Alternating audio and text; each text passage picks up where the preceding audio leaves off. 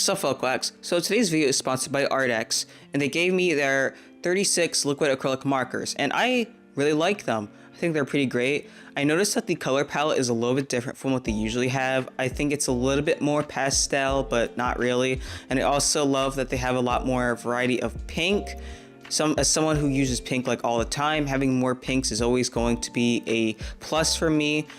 But yeah, I would say that it definitely has been fun using these for like more of a rainbow color scheme, which is kind of what I went for in the drawing that you'll be seeing later. And when I put down like the palette swatch, I did notice that yeah, the colors are a little bit lighter than usual. They're still saturated, but like a little bit lighter. And also the white goes down pretty well. Like you do have to kind of go over a little bit on the darker colors as per usual, but it does show up really well. It's only like slightly opaque. So anyway, so I would say that these are definitely really good markers. I like these especially because since they're smaller, you can use them for like line art or smaller drawings, whereas the usual acrylic markers are used for bigger drawings. I did use the other Arrtx markers for the background of the picture I was doing, but for the most part, since the sketchbook drawing I did is smaller, I was able to use most of the markers without having to use bigger markers, since it does have a decent amount of coverage. The only issues that I had were that the like grip area or whatever it's called, sometimes it would come loose while I was drawing, which I thought was kind of weird. I mean, it didn't come completely loose, but like it did loosen a bit and I had to like tighten it back, and then I would continue working, and I was just like, huh, that was kind of weird.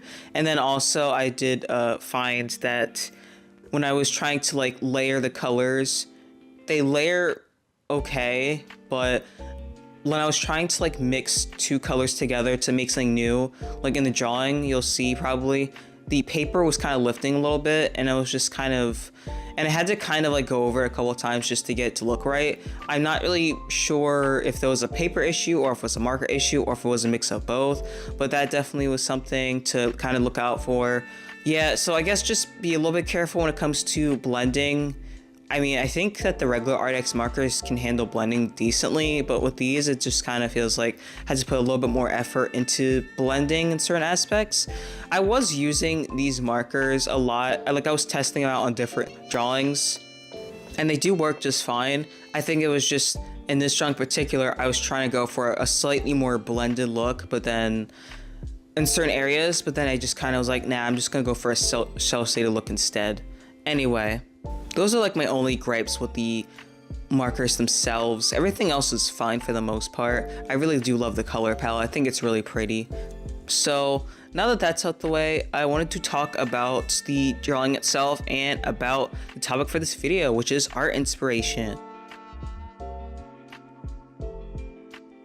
So I wanted to talk about art inspiration and art block as well. If some of you guys have been keeping up with my community posts, I've mentioned that I have art block and it's been pretty bad. I have to kind of remind myself a couple of times about certain things when it comes to art block, such as the main thesis of this topic, that you do not need to have a ton of inspiration or like big inspiration to have like your eureka moment or like your inspiration spark to come back. What I mean by this is you don't need to like search deeply to get inspiration. I do think sometimes you have to kind of go out and look for inspiration, but sometimes inspiration just kind of comes to you.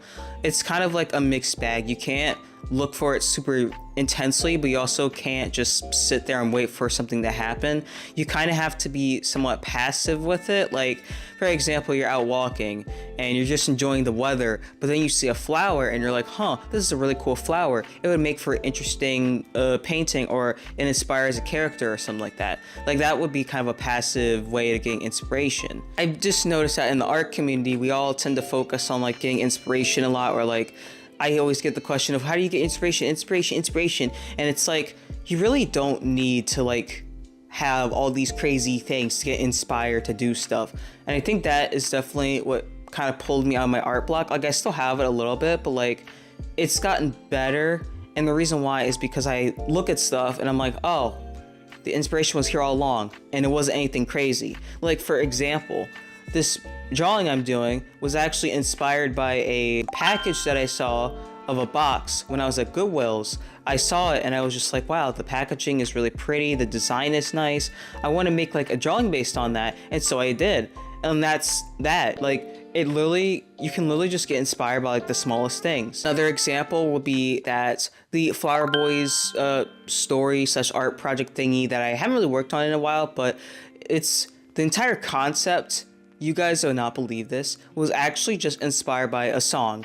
Like, okay, when I was a kid, there was this channel that I used to like be sub to, and it was called Reclusive Lemming, and basically they posted like these chiptune songs, and one of the chiptune songs in particular was called Flower Guy's Pool Party, and I don't know why, but just the title and the song itself were just really awesome. I loved it, and for some reason my brain just really attached myself to the title because I was just I was assigning a narrative to it, and I got inspired because my brain was like, huh, that's such an interesting title for a song, and maybe like wonder, what would a flower guy look like? Why does he have a pool party? And that like inspired years of like this whole concept of a flower guy and having like quirky friends and all this stuff, and it just kind of evolved over time until I got to the Flower Boy story, and that's that. So that's why I'm saying, like, you don't need to have something big to make something big. Sometimes inspiration can come from the smallest things. I also think that we shouldn't knock stuff that's weird or like just anything unconventional for inspiration. Like, sometimes you can get inspiration from like a song lyric or a quote, or just like a cloud in the sky or someone's clothes or whatever. Like, it really does not need to be deep or crazy or whatever to be inspiration. Just do anything, you know? And it doesn't need to be like a finalized piece either. You can have your art just be a doodle or a sketch, and later on that could develop into something new. But for the most part, just go with the flow of it, you know? Like, just, if you see something that inspires you, just doodle it and then just be like, okay, cool. I think that this definitely will like help with art block. And I know it's easier said than done, but trust me, like, when you have artist eyes, you can just get inspiration from anywhere. Like, literally all the time I see on Twitter, people will like look at a picture and then they'll redraw it because it's like, I got inspired. I saw this thing and it reminded me of this. Like, do that, do more of that. You know, if you see a meme or something, or you see something out in the real world and you're like, huh, this reminds me of like one of my OCs, draw it, just do something. You don't need to be perfect, but just draw it, you know? Like, sometimes that's kind of what gets me to draw stuff. And, you know, that can definitely help with art block. Another thing is with art block is that there's the risk of over inspiration, which sounds like the opposite of a problem, but it can really be kind of detrimental in a way, because when you get over inspired, your brain kind of goes kaput and you're sitting there like, man, I have so many cool ideas, but I don't know how to execute them, whether it's skill or just because you just have so many ideas that you cannot think of anything. And the biggest cause of this issue is scrolling too much on social media. I know that it sounds like I know that social media is definitely like a huge source of inspiration, especially Pinterest, but sometimes you have to like close Pinterest and take a break from it. Now, I have a lot of stuff saved in my Pinterest that gives me inspiration, but I often find that I look through it too often and then I get lost in it, which results in me getting over-inspired, and then I end up kind of not knowing what to do. Sometimes you need to take a break from your Pinterest and look back at it like for reference, but like try to keep it balanced, you know? Balance it between, let's say you get an idea for a character based on a photo, but then you're like, as you're drawing, you want to look at one of your pins for a reference of like how an outfit looks. That's fine, but just don't overdo it, you know? I think Pinterest is definitely an artist's double-edged sword. It has a lot of like great resources, but also it can be very, very, very easy to fall into a rabbit hole. I would say Instagram and Twitter as well, but Pinterest is like the number one for falling down the artist rabbit hole and getting over inspired. I think the main thing with art block is that the reason why people get stuck in it is because they get so caught up in what they want to do that they just don't do it. You have to sometimes force yourself to do it.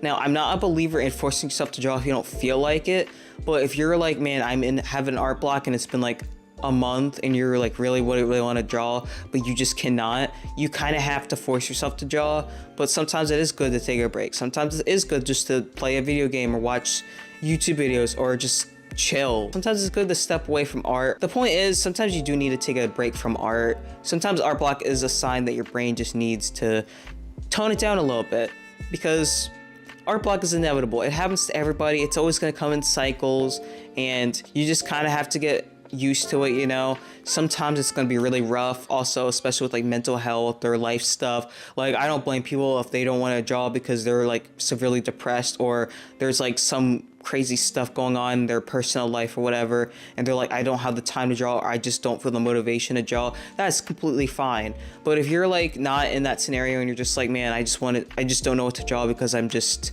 drawing a blank, still, you should just take a break anyway. I do think that if you are going to take a break, maybe like just do something tiny, like a tiny doodle, you know. You don't need to do anything crazy. It could just be like a silly doodle of like a heart. It could be something really goofy. It doesn't need to be serious. I think that's another thing. We put too much pressure on ourselves to make things that look perfect and like serious and finalized. We really got to stop drawing as if people are watching us. Just draw whatever you want, okay? Like, you don't need to put everything on social media. You don't need everything to be like out there. So your sketchbooks do not need to be out there. I know this is funny coming from me because I make sketchbook tours, but not everything needs to be made for an audience. It's your art at the end of the day. Just make what you want. And I think that's another reason why people get art block. They want, because a lot of people post online, but they get caught up in what they want their followers to see, and then they also kind of forget what they want to see, and then they kind of just burn themselves out because they're in a crossroads of, I want to draw something for me, but I want to draw something for my followers, but I also want to draw something that can be both. And it's like, sometimes you just gotta do something for yourself. Easier said than done. I mean, I know that's hard to not care about numbers and popularity, but don't get too obsessive with it, because at the end of the day, you're gonna drive yourself crazy, and it's hard to stick out from the crowd in the art world. Just, I don't know, have fun with it. Like, I don't want to sound overly preachy or like, you know, like I know everything or whatever, because I struggle on social media as well, so it's not like it's easy for me either. So I get it. I get that the struggle is real. It sucks, but just have fun with it. You know, I think people can kind of tell when you're struggling and you're trying to force yourself to draw. That's another thing. I think that's why a lot of artists sometimes are turning to AI, because they just feel so much pressure to make something that they end up kind of using AI to like make something so they have something substantial to show. You do not owe anyone your art or your time. It is your art, it is your account. Do what you want. You post when you want. If you want to be the artist that posts like once a month and then disappears off the face of the earth, then you do you, you know? You do not owe anyone your art. Just make what you want, have fun with it, and don't force yourself to draw if you don't want to. But also, I do think there is that balance of make sure you don't not draw for too long, because you will stagnate a little bit. But the point is that art block is caused by a variety of things, and I feel like a lot of people get so caught up in a lot of things. Social media, wanting to post more, getting over-inspired and whatnot, and also wanting to have like a eureka moment for something big, that they get caught up in these things, and then that's when they get the art block. You get burnt out, basically. I mean, I think burnout and art block are kind of different, but they do go hand in hand in a way, because sometimes when I get burnt out artistically, it is because of art block, but also I could still be like in the mood to draw. I just don't have the energy. So it is a bit different. But anyway, the point is that art block does suck, and getting art inspiration, you can get it from anywhere. And I think that is definitely something that I hope will help with inspiration and getting yourself out of art block. So yeah, thanks again Arrtx for giving me these markers. And oh yes, I have another Arrtx video coming up soon. I'm not sure what topic I'm going to talk about in that video, but I'll talk about something. Anyway, I'll see you quacks later.